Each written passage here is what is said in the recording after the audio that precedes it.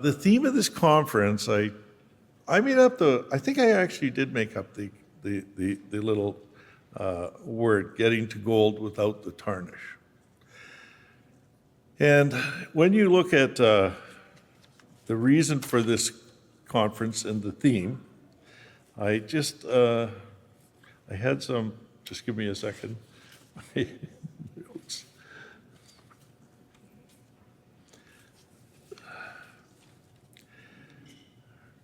Retirement is part of living, of course, and when we get to retirement, there's a number of things that we really have to pay attention to. Much like teaching and lesson plans, much like parenting and lesson plans, some of them are good, some of them are bad. There are some of them there are no plans at all, like with parenting, of course. We all know, for those of us who are parents, know that. However, there's also no lesson plan for being retired. I know I gave workshops on pensions and retirement, and I wasn't even retired, and I was kind of shot in the dark. What sort of things are going to happen? Well, I retired in 2008, which is like 16 years ago, and I've been retired for a while, and I'm starting to get the hang of it. And there are some things you really need to have. Today's conference, Getting to Gold Without Tarnish, is going to focus in on some very important aspects of being retired. I always tell people there are two things of major importance in being retired. Number one is a sense of wellness, a sense of purpose. You need to have that. The second thing is you need to have social contact. Without that, your retirement will be misery. We had COVID, we had the experience of that, and many of those necessities were thwarted, diminished, and lessened. We are now coming out and we're into embracing, again, our society, our values, the way we used to behave, the way we should behave, and I'm very happy about that. Just having been in Newfoundland, I realized across this country, we do like to meet people. We do like to help people. It was wonderful there, and it's wonderful here. So, being retired requires preparation. It requires organization. And it requires a readiness for the future. Today, we have expert people that are going to have us come to understand many things in a fun way too, in a very sensitive way as well, in a very moving way. And we will have some excellent information on preparing ourselves legally and professionally and those documents. Now, I know we all would love to have a very clean garage, neat and tidy, everything in its place. There are those that walk among us that actually have that. But I think they're few and far between. To that end, I'm pleased to introduce our first speaker, an independent appraiser with decades of experience appraising. She is appraised on the Canadian Antiques Roadshow. She values antiques, art, family possessions, even museum and university collections. Gale Pirie was a teacher. She taught in Maple Ridge. She also worked at University of British Columbia and was given an award for major contributions to student development in the university community. She has told me that she worked really hard on a program with female inmates in institutions working to lessen the consideration of recidivism, returning to prison, not being successful. Today we're going to have some fun at the end, well, fun I think, at the end where Gale's actually going to take on a bit of evaluation for us. But I really am anxious to hear how we get to find out what's valuable and what's not, what's hot and what's not. I give you Gale Pirie.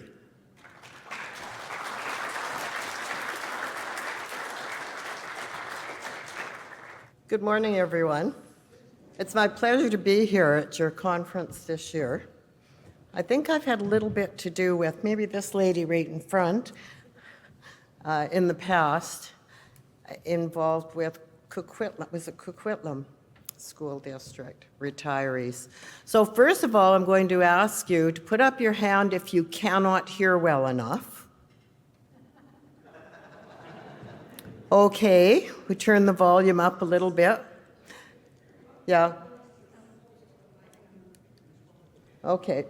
I've learned that when I address people who are over 60 or 65, it's a good idea to ask if they can hear. So I thank Dave for arranging for me to come to address you this morning. He tracked me down in Portugal, actually, and it was interesting trying to communicate via the various systems in the different continents. Well, your theme is getting to gold without the tarnish. Actually, I think tarnish can be quite beautiful, and especially when it's on silver. But we all know gold doesn't tarnish at all. So, of course, if you're a collector, that's the very best thing to collect. And normally it doesn't take too much space either. So, one of the things that, I have to click this. One of the things that people have a problem with sometimes, can you hear me? Yeah. Oh, well. I think we're missing something here. Oh, I don't know where it is. Anyway, yeah. Oh, somebody added this stuff. Oh, okay. Yeah. I had a little cartoon I was going to start the day off with, but anyway, it's not there, so maybe we'll end with it if we can find it. People do tend to collect over the lifetime of their work careers.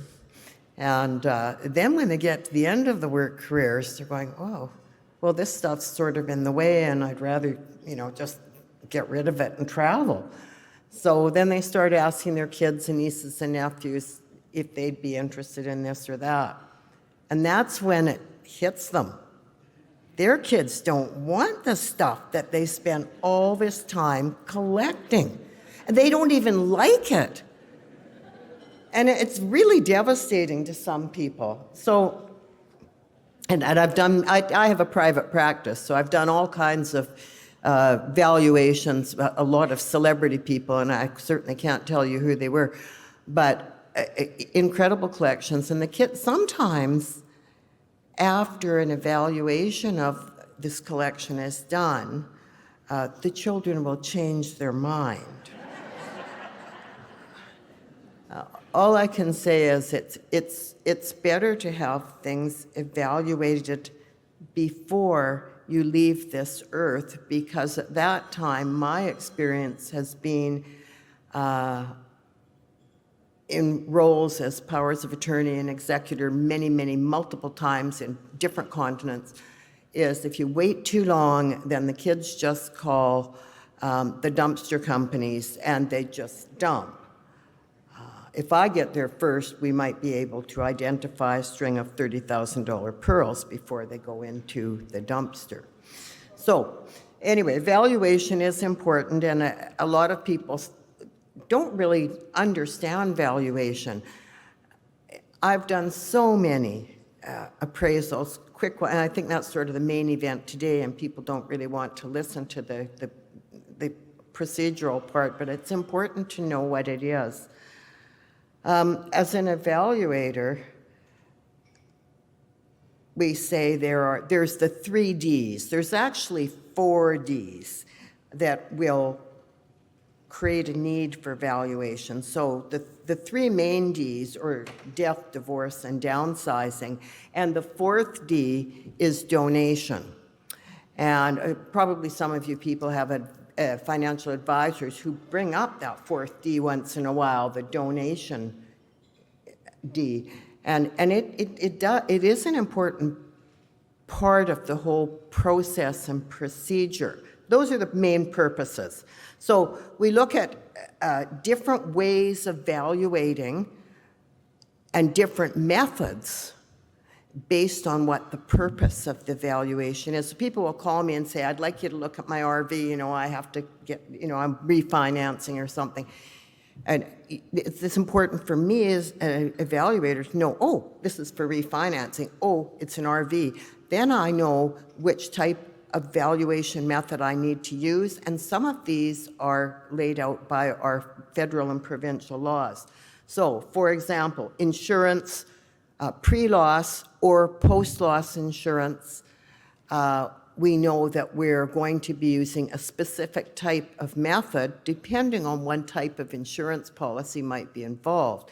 A lot of insurers have me doing appraisals. A lot of their clients have me doing appraisals. And sometimes the method is for ACV, and maybe you've heard that term before, actual cash value. Insurance companies kind of try to put the ACV in small print sometimes, but actual cash value is far different from replacement value. Most people today on household policies insure for replacement value. The difference being that ACV, which many policies have in them, if there's a loss, the insurance company will take the fair market value and then depreciate according to depreciation tables. And so that a lot of things are actually worthless and they're not insured. They're not covered by insurance because they're X number of years old, depending on what it is. So most of you probably have replacement cost. Replacement cost insurance is cost to replace an item, and depreciation would not be involved. So there's rules. For in-kind donation, many of my clients donate to educational institutions, maybe universities, maybe other institutions, and they have to be appraised. Some institutions, I know most of the universities require more than one appraisal. UBC does, because I've done for them before. Fair market value is the most common, and it would be used by law. It's required for probate, estate. We use fair market value, and that's what CRA requires on an appraisal in any of those areas. But there are other values as well, and different methods for calculating those values. For example, we see, as I mentioned, insurance value. Then we have replacement value, which in the simplest terms is retail replacement value. How much would it cost to go and replace this item? Go and, I lost my 10-carat diamond, let's go to Burke's. I guess we have to go back east for that now. And see how much this perfect A diamond in this carat would cost. And you can present that to the insurance company. Other values are fair market value. And that's what I'll be using today when I look at the items that I'm shown. And I guess, Dave, you probably let me know when I'm getting close to the time, because I note that we started a little bit late here. So I'll try and pick up the pace a little bit. Fair market value is, and always defined in a certified written report. I'm not doing that today. We have time for that's good, that's not. But fair market value is defined as the amount an item will change hands for between a willing buyer and a willing seller, neither being compelled to buy or sell. That's important. And both being aware of all the relevant facts. Is it damaged? Is it broken? Does it work? Is it a color that people like? Do people market demand and so on? So The very best way to do any of this evaluation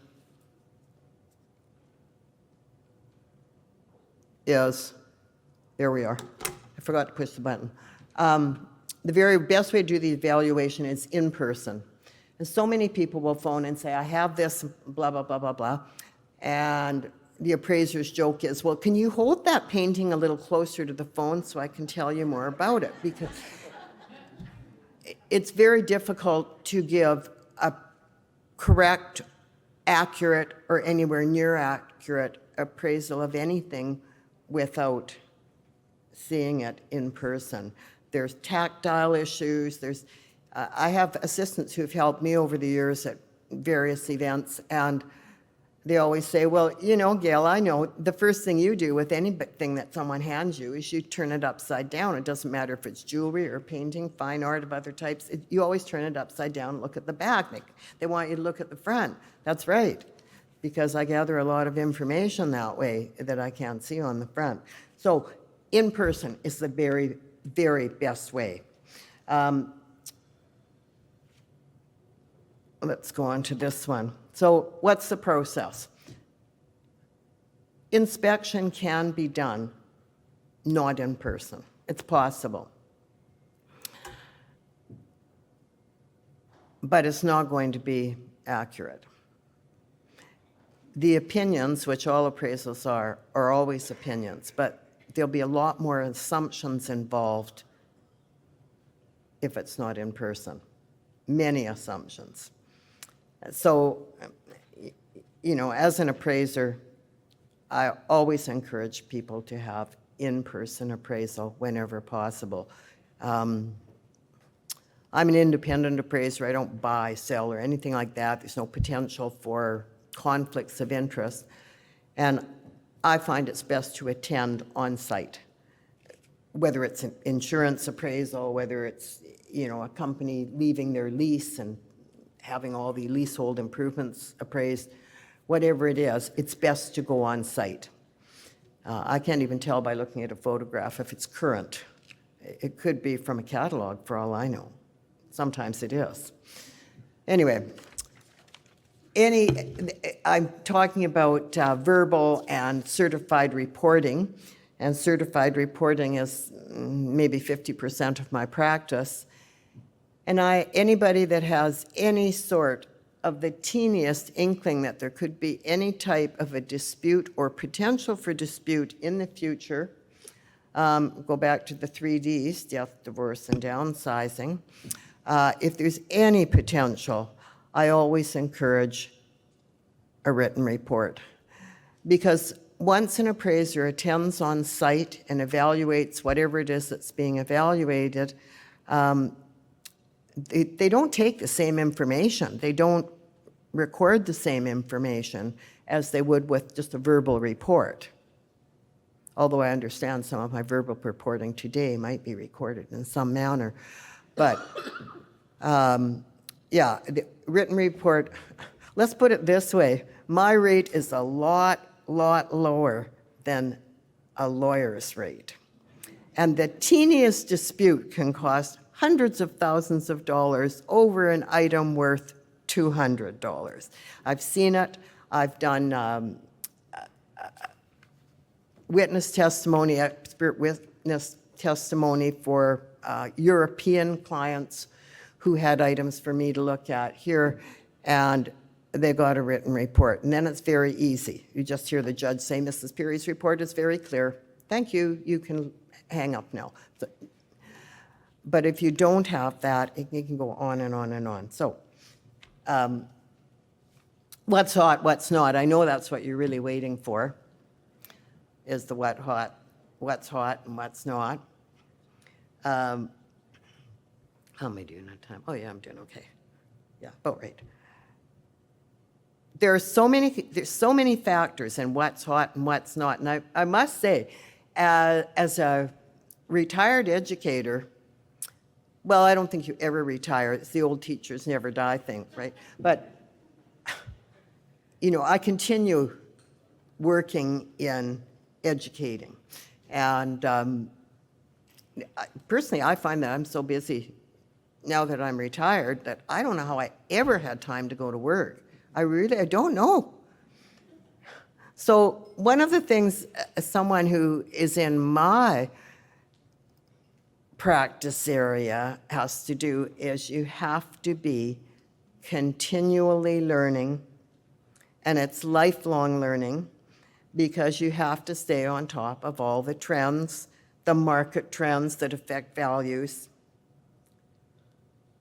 There's trends in North America, there's trends globally, there's trends in BC, there's trends across the line in Washington State, and there are also trends across the prairies, which are completely different than they are in BC. So when we look at what's hot and what not in our context today, I'm talking about secondary markets. So that would be things that are piling up in your garage or other places in the home that you're trying to flog onto your kids that they don't want. So you're thinking, well, what am I going to do with this stuff? You don't want it going into a dumpster. So there are a lot of different items, and you can see here on my slide, there are trends. I didn't list every one of them, but if you want to contact me, I can maybe send you something. You can find these online. There's studies done all over North America. These are North American trends that you see here. And I just looked at the top 5 because really the rest are the bottom 5, and they're not important. In the decorative arts, these are the trends. Art Deco has replaced Art Nouveau, and it as one of the top 5 for all age groups. Art Nouveau is still popular, but Art Deco is in the top 5 now, and this is the 2023 report that was completed for North America. Mid-century modern is number 2 in all age groups. The demographics make a difference. Different ages of people want different things, and the market demand is therefore higher in that age group. Textiles, which really 10 years ago, you couldn't give a textile away. I'm talking about even like needlepoint pictures. Like they just all were going in the dumpster. Textiles are now number 3 in the 20 to 40-year-old age group. So that's new. Vintage jewelry and automobilia, ages 40 to 60s. Now, your 30s, 40s are sort of the group of people that have the most disposable income. So that's your biggest market if you want to sell something. So that vintage jewelry, automobilia, textiles. For other ages, like our age group, 60s to 80s, Chinese antiques are number 1. They've been popular for quite some time. They're with 60s to 80s now. Used to be 40s to 60s. And vinyl records are really popular with 60s to 80s. So those are the things that hit me as really moving in the market and trending now. So we see some changes. So, and I like to always watch people. That's why I'm not paying attention to my slides. I'm watching the faces and going, well, I can see by these faces, they want to know what's not hot. Because those are the things that you can get rid of, maybe. Okay, so I made some notes here just briefly. What is not hot is most furniture. And that is because the young people with the disposable incomes now are living in what I like to call rabbit cages, and they don't have room for a lot of furniture. Most of it's built in. They don't even have bedroom furniture, and there's some kind of racks on the wall. And they just, no. Dining furniture, no. It's very difficult. It's probably the most difficult item of furniture to even get any interest in. Number one, if you're in the lower mainland, it's warehousing space. Dealers don't want to acquire things, they want to sell things. Well, we will go back and talk about dealers momentarily, and methods of downsizing. But dining room furniture, I mean, if you watch young people today and the pace that, the kids just sit in the back seat and squeeze a tube of breakfast into their mouth while they're being dropped off. I mean, nobody's sitting having breakfast, like in the 50s. They don't really have, they don't have room, and they don't have much use for dining furniture. Now, that's kind of sad, because many people in our age group, it's their most valuable furniture item is in their dining room and the living room. When I visit a home where valuation's taking place for all the chattels, everything but real estate, people want to take me into the dining room and the living room. But most of the valuables I find are either on the wall, or they're in the kitchen, or a jewelry box. So I'm making generalizations here, but generally that's the way it goes. So furniture's not hot, and dinnerware sets of dinnerware are not hot. Same reason. If you're not using a table, where are you going to put the dinnerware? And by the way, if you do have some really nice individual pieces of porcelain or china that you might put food on, or that are decorative, it's not really popular if it has gold or silver on the edge, because now there's problems with dishwashers and microwaves. So, painted edge is better. People just don't want to bother with all that stuff that we've all had to deal with, as well as our careers. So I don't know how we did it, really. And the other thing that's not terribly popular is silver-plated flatware, although silver-plated hollowware has come up in the market in the last few years. Real silver, 925 parts per thousand pure silver, is always good, mainly because you can melt it down, because still a lot of people are not using it.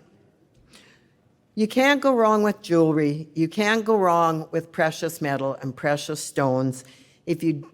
Kids don't like the jewelry, and I've mentioned this many times to clients, and they've followed up on it as well, which makes me happy. You can always have it melted down, and there's a plethora of reasons why you would want to get gold rings melted down. I mean, I have a friend who says, I don't care if this ring's worth $20,000. I don't care if there's a great big ruby in it. I hated ruby, and I'm never, ever going to wear this or use it or give it to anyone. So off we go to Vancouver Gold with that. And I want to talk just momentarily about dealers. If you sell to a dealer, they're only going to give you 20 to 25% probably of the fair market value. So just so you know that, as a rule of thumb. Consignment places could be up to 50% they take. The very best way to liquidate something that your kids really don't want, after you've tried all the methods that I may suggest to you, is precious metals. And jewelry that they don't want can be reworked. The stones can be reset into other pieces. The gold can be melted down. The earrings I'm wearing today, which are hand-hammered, and the ring I'm wearing today, which is hand-hammered, were made from a gold watch that nobody wants to use, but it was 14-karat gold. It's just sitting there rotting. Well, gold won't rot. Gold won't do anything. It's inert. If you taught chemistry, you'll know that. But, you can get things done with gold. And right now, gold is approaching $3,000 an ounce. Well, 14 karat, you'd only get about half of that, so it's not pure gold. But anyway, be wary of people that are buying your gold and looking at your jewelry and antiques one day only at this casino or that hotel, because those, they're probably FBK, fly by night. So let's look at the the factors that are affecting the values that you could be offered or you may get or may think you can get. Fair market values. The quality is number one. The rarity of the item. Wait, I think I have a thing on this. Oh, it's up. He's doing it for me. Good. The rarity and the age, the current market demand. Is there does anybody want this picture of a chalet in the winter with smoke coming in the chimney in an unknown place, looks like Europe? Or is there market demand for it? Market demand rate. Fine art is changing all the time. And then there can be trends and fads in what people want to buy and decorate with and collect. I can remember, I've written for a magazine in Toronto for many years, and Antiques magazine. And one article I wrote, I put something about old manual typewriters. You remember the Underwood typewriters, right? You needed two hands to return the carriage. I wrote this article, and then everywhere I went, I would see in antique shows and everywhere pictures of these old antique typewriters, and people were looking at them and buying them like crazy. Well, so it's just a trend or a fad. Somebody heard, So, and the condition. Condition is very, very important. I would say quality and condition are the two top factors in getting good value. People will show me, I think I've been in every single house on Taylor Way and the British properties there, everyone. And if people want to show me the closet full of furs, well, if furs aren't kept stored properly, and this is an example of something you need to look at in person. It might look great in the photo of the furs in the closet, We got the woolly chaps, and we got the mink, and we got the Persian lamb, and it's all there, and it looks great. But if I walk in that house and touch one of those furs, and the fur falls out of the skin, which it will if it's stored at the wrong temperature, then they have no value at all. In fact, you might have to pay to get them removed, and there is negative value paying to have it removed. I just paid a guy $200 last week to remove an organ from a condo that was being rented out. I had to go right now. I had to pay to have it taken to the electronics recycling. Although I suspect he probably sold it because it worked, but that doesn't matter, it had to go. So there's a negative value in downsizing. So the only thing I've missed there with factors in value is provenance. And there can be values attributed to provenance. So there could be some historical significance or some family significance if you happen to be one of the Eatons and you were in some of the early action there.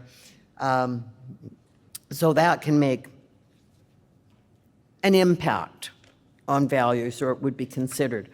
My experience has taken me on a trip where I've appraised chattels, non-real estate items, anywhere from a full antique store that's closing to a manufacturing operation with works in progress and completed works and raw materials, all that. There's so many different things that need to be appraised for so many reasons. Museum collections, things being donated, I even went to a foundry where the statues at UBC in Kelowna were being created and placed there, appraising them while they were still in the foundry. And I do hope they got some of those out the door because it looked like it was pretty low. These are big bronze statues. I've appraised a human skeleton. By the way, they're very, very valuable. And I've appraised a set of railway tracks which had historical significance, which were blocked and well-known blocked in the 60s. And so there was a lot of provenance and historical value. Otherwise, it was just ordinary railroad tracks. You can see there's a very wide range and many, many factors. So I won't ask if there's questions because I know there will be, and we don't have time. I wish we did. I wish I could be here with you all day, but you have your conference. So now I think it's probably time for me to get going on whatever's coming up here, and I'll take a look at it and say what I have time to say. Okay, so So Gale has agreed to have, and I asked the board of directors, some of them, could they please bring an item up, and she could take a quick look at it and give you a very quick appraisal on it. It's not going to be valued forever. You're not going to be able to sell it for what she says per se. But it's going to be really neat that they did bring it up, and I thank the directors for that. We just have a few, and we'll run through that. And thanks very much, Gale, for that. I think I cut off on your time. Yeah. Here you go. Oh, I can't because I'm going to touch it. Okay, so she has to touch it, like she said. I'll just do this. Sure. I'll just put this microphone here and hope you can hear. Good morning. This lady has brought me a lovely bone china teacup, and it has a picture of Elizabeth II at her coronation with her coronation crown. The teacup is made by Duchess China, and it says it's made in England. Right off the bat, I know that this is in excellent condition. Nobody's ever had their lips on this cup, I can tell. It's probably sat behind glass all of its life on display. The gold is in immaculate condition. On the subject of gold, a few years ago when we were hitting nearly 3,000, a lot of people were buying dishes that were of no value and actually melting the gold off. I wouldn't recommend this for this piece. What I do know is that Duchess is not a high-end bone china company. And I also see their Made in England mark, which it's obvious anyway because it's 1953. But as soon as I see a mark that says Made in, then I know this is after 1925. Well, it's 1953. So that helps me with the dating anyway. Monarchy items have not been that popular except with monarchists. However, we know that when artists pass away, when queens and kings pass away, there's renewed interest for a short period. So my advice to you is if you're probably keeping this in the family and it's just going to be a collected item because it doesn't have high value. But if you did want to sell it, you have to do it fairly soon while people still remember who Queen Elizabeth was. Because once a monarch's been gone for a long time, the interest it's gone. So it's a lovely family piece and even more significant now as a material heritage item than it was a few years ago. Great, thank you very much.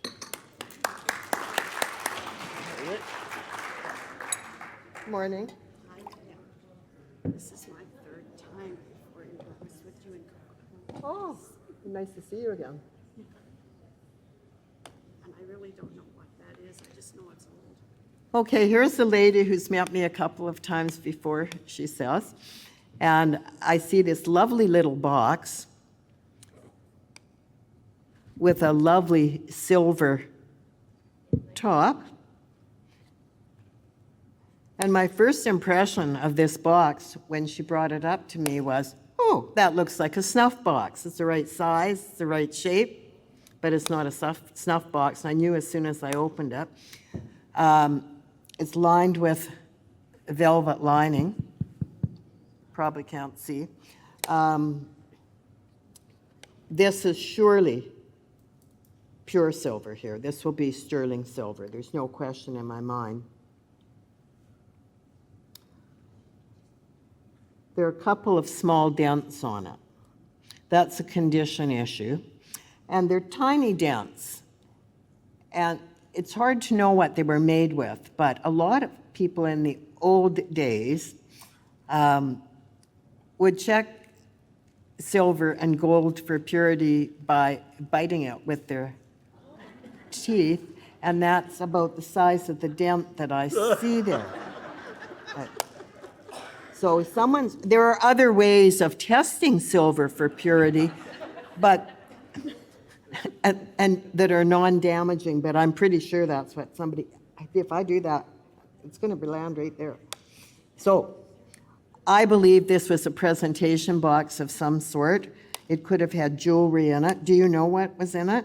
I just know Yeah. that it's been in the family forever. Yeah, I would guess that it was a presentation box of some sort for jewelry, and that it was presented in this box. Great. That's my take on this. The box is put together by hand, not by machine. I can see that, so it's quite old. Yeah, probably before 1900. Yeah, yeah, I would guess in the mid 1800s would be my guess, off just looking at how it's constructed. So I would say it's a jewelry box. Thank you. All right. This is a glass float, and the author, Sarah, you can use this microphone.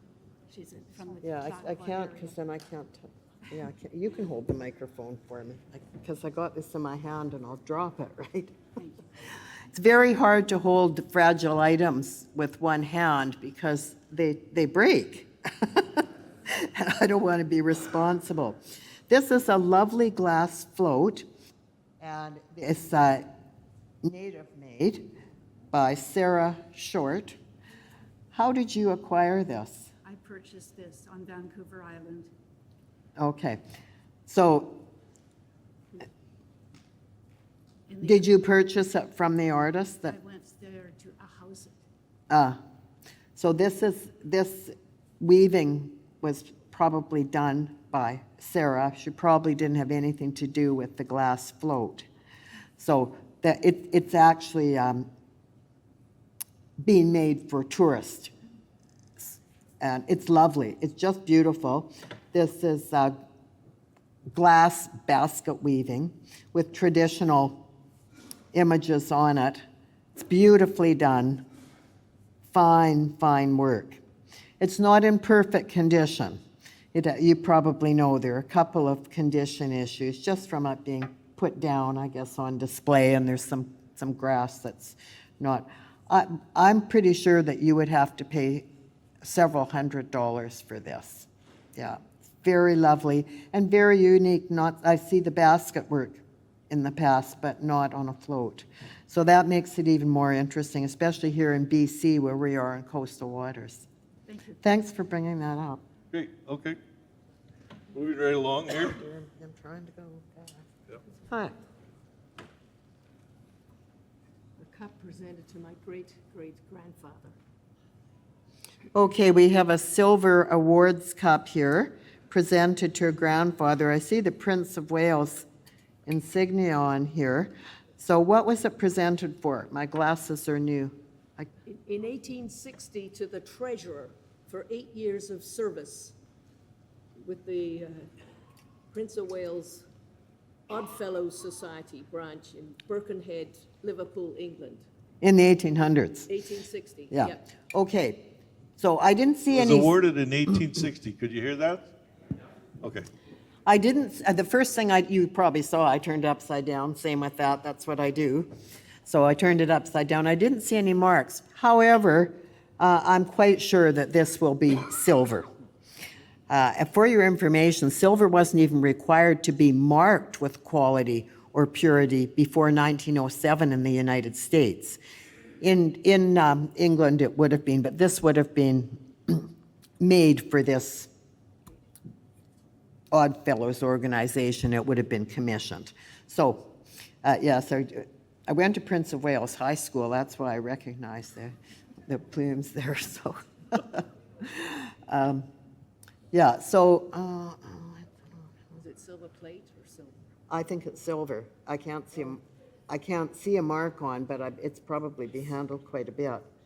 I'll give you two values. This has interest to the Oddfellows. This would be a great donation item. By the way, if you ever donate chattels, you can get income tax deduction receipts. And I do a lot of appraisal work for that purpose. I don't see a maker's mark on this. So, I have equipment for testing, but I don't have it with me. But I can tell you how to get a pretty good idea if this is pure silver. If you boil water and put it in this cup and just hold it by the handle, it gets hot like that, it's silver. and if it doesn't, it's not.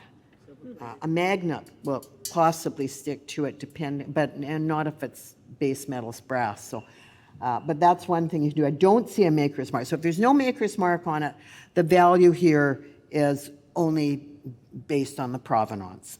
If there's a maker's mark on this, you're probably looking at about $1,200 to $1,800 for marking.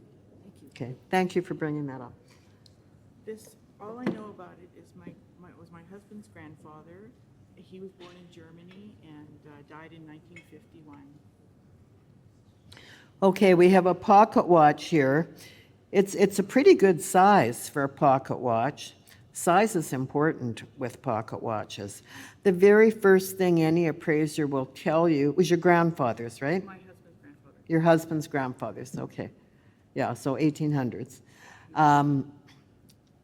This is a large size. It's an Elgin. So Elgin's good. That's good quality watch.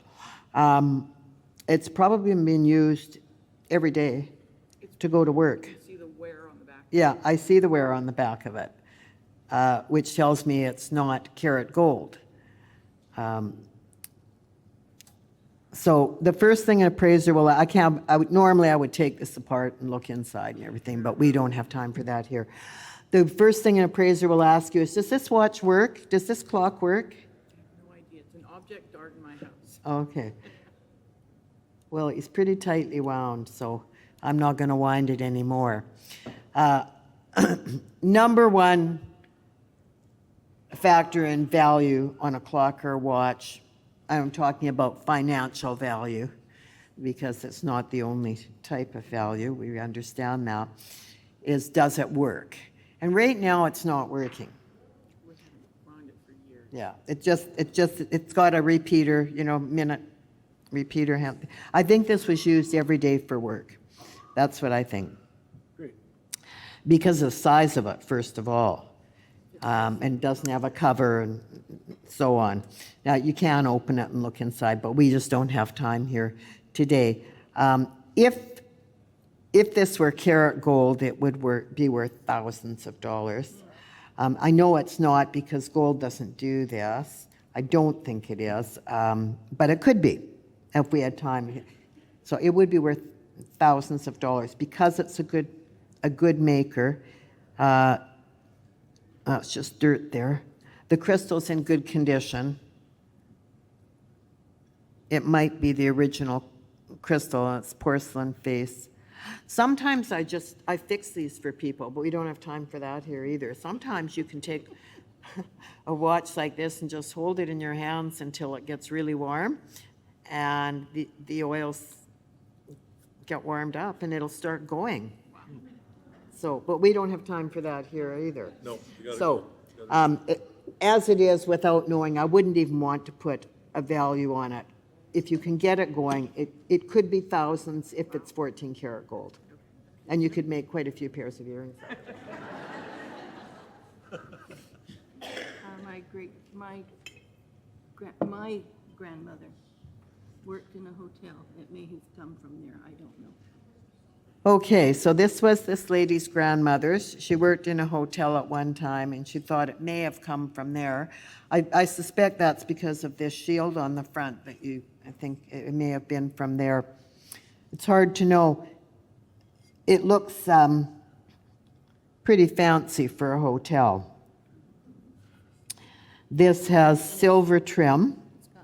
Oh, it's part of a set, okay. So there's a set.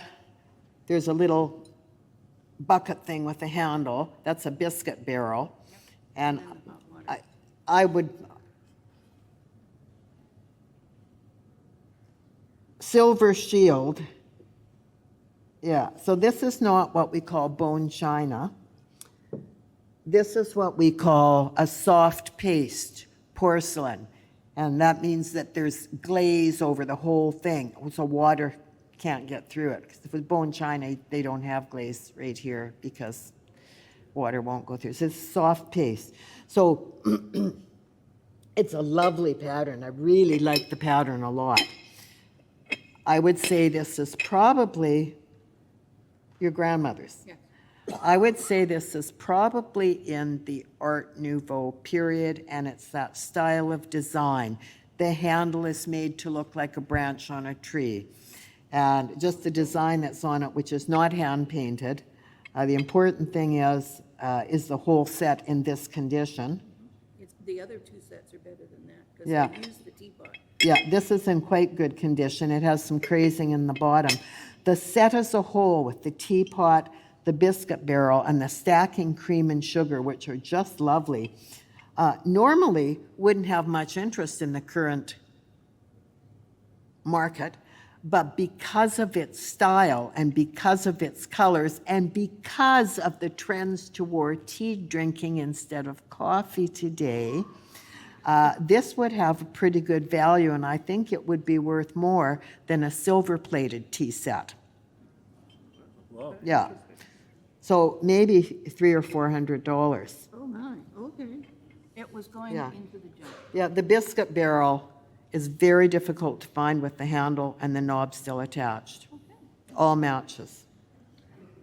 Okay, lastly, it's on the screen, a picture from David. He couldn't bring it, it's too large, but if we can show it. There it is. What's the story, David? The story is quite simple, really. I've been interested in Inuit art for many, many years.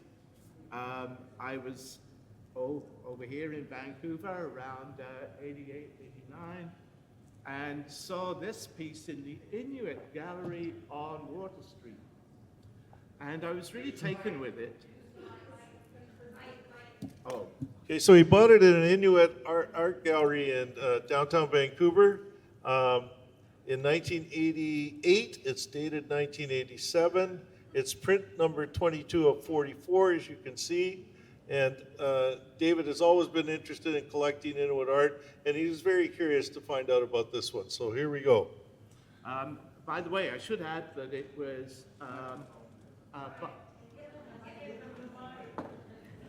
sorry.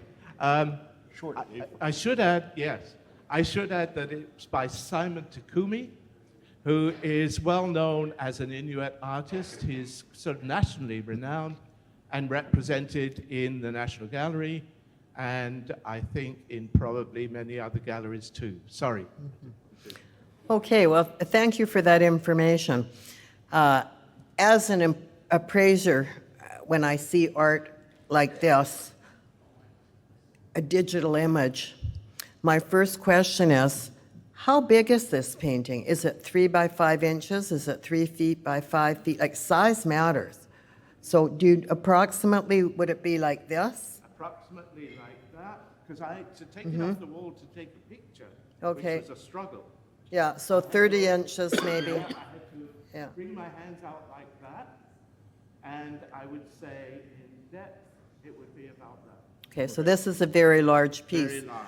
And that makes a huge difference because people will send me a picture like this, and it could be just I can see the pencil notation at the bottom, although I can't read it, not even with my glasses. And it could be an art card. So Takumi, yes, is a well-known artist, so that provenance, important. In the National Gallery, important. You probably could get his catalog and see all of the galleries and shows that his work has ever been shown in. 22 out of 40 is a little bit past the midway in the print production. The earlier, the better in the print production. I look at this print, and this artist probably only made prints of this image. And it's really hard to tell. Two things I see right off the bat. One of the things I see is the potential for some sort of condition issues, but it's hard because it's a photograph and I see something that kind of goes like this on the paper. Is there something like that on the paper? Very, very slight. Yeah. The discoloration on that side is simply reflection. I couldn't get. Yeah, it's hard to take. I mean, I take pictures all the time, jewelry and hallmarks and stuff, and you have to know how to do it. It's difficult. But I see that right away off the bat, which tells me there might be a condition issue here. And I also see something down in the lower left corner that looks like there might be a tiny little crease, just in the margin, not in the work itself. So Takumi is known for doing prints and all different types of prints. Looking at this, it's hard for me to know what kind of a print this is. I don't think it's woodblock. He did do some stone printing. I think, without seeing the actual image and the paper and so on, that this is a lino cut. But he did stencils as well, but I think this probably is a lino cut. And so then that's the way the print is made. So, and that would also explain why there's not a huge production, only 20 in the issue is fairly small. This is a valuable print. If it had no damage and it was in perfect condition, we would be in 4 figures, but not 5, but lower 4 figures, I would say. But here's what I think, because I've appraised so much fine art, is that when this was purchased, it was rolled up, because that's what the vendor would sell it like, and then probably got crushed with a pair of pants or a shirt or something in the luggage on the way home, and that would explain the even. Now, those aren't too bad. You can get those taken out, but you need to get them taken out if you're going to be selling this, like, with a fine art auctioneer like Heffels or something, you need to get to increase value, because it affects the value greatly when there's damage.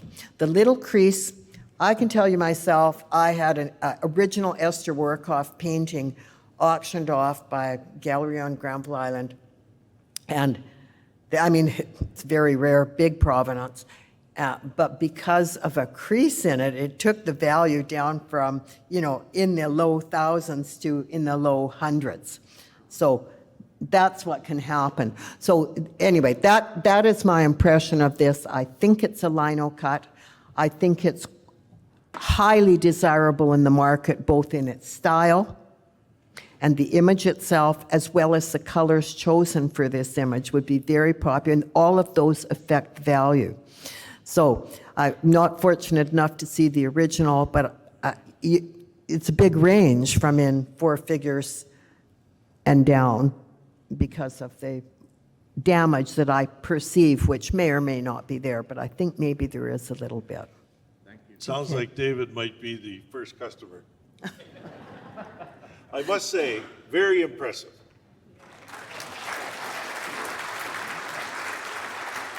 We can't thank you enough for the detail. I'm sure everybody here is very curious about the value of their collectibles. You've said it.